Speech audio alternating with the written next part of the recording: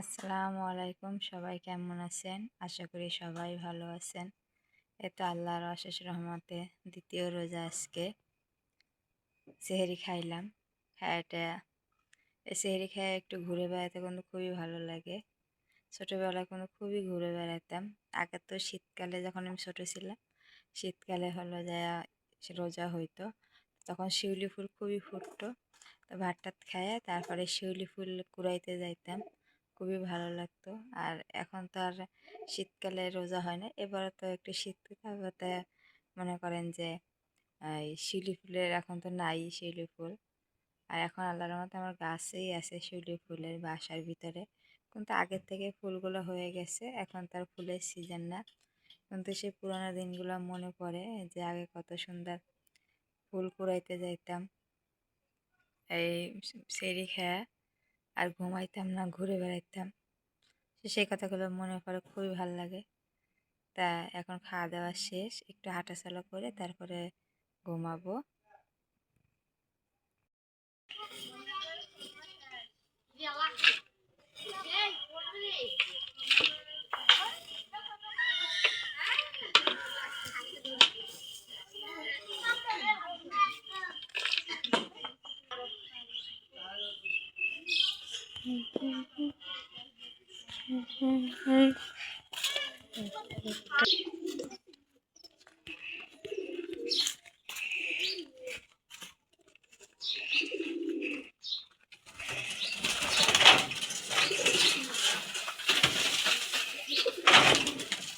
এই জায়গাটাতে বললাম যে রান্নাঘর বানাবো, তারপর তো রেখে এই যে মাটির গুঁড়া এখন এই জায়গায় সুন্দর বিছিয়ে দিয়ে রোজা রাখা এগুলো কাজ করা অনেক কষ্ট, মাটির কাজ। মাটিগুলো দিলাম, দিয়ে ডাঙে ডাঙে আরো আমার ভাসুরের ছেলে এসেছিল, পরে দিয়েই ঠিক করাইছে আমি মাটি করছো। একদম পানি দিয়ে ভিজে তারপরে হাত দেওয়া দিলে সুন্দর হবে। আর এগুলো মাটিগুলো আমি শুকাই মতো, আর সেগুলো এগুলো আস্তে আস্তে ঠিক করা লাগবে। এগুলো মাটির কাজ করতে গেলে খুবই কষ্ট। তো এবার এমনই থাক, এবার পানি দেবো সুন্দর করে, পানি দিয়ে তো ভিজালে হাত দেওয়া দেবো। আরে খড়িটা উঠে ফেলাবো, দেখে এখানে দেই নেই, ওই জায়গায় ফাঁকাইলে উঠে ফেলাবো।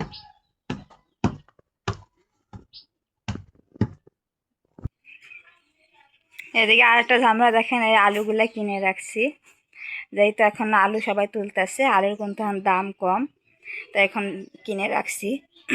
তো ইন্দুরে কি করছে, ইন্দুরে আলুগুলো নিয়ে নিয়ে প্রায় 5-10 কেজির মতো আলু নিয়ে গেছে। আর দেখেন আমার ঘরের কি অবস্থা।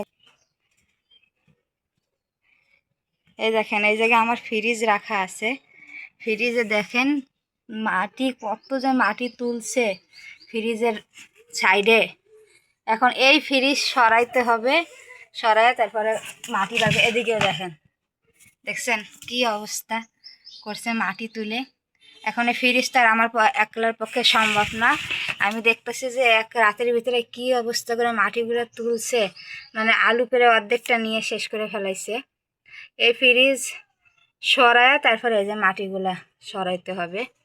এই ফ্রিজ এবার কীভাবে সরাবে, একলা একলা সরানো যাবে না, লোকজন আসে তারপরে সরানো লাগবে।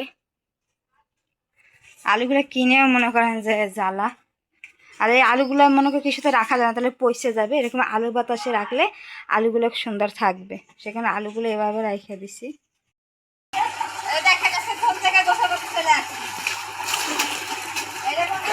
এখান থেকে পানি এদিকে যায়, মানুষের ভুল চাষ করতেছে ওইদিকে দেখা হচ্ছে আমার মতো করতেছে।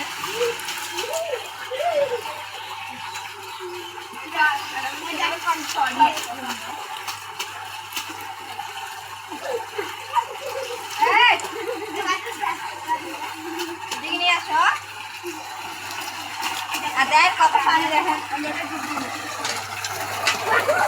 দেখো গোসল করতেছে।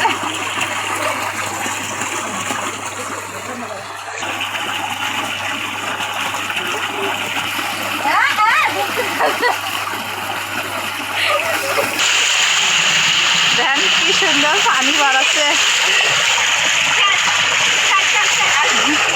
আরে দেখেন এই কি সুন্দর সুন্দর, এই যে এখানে কিন্তু কোনো মানুষ নাই, এই যে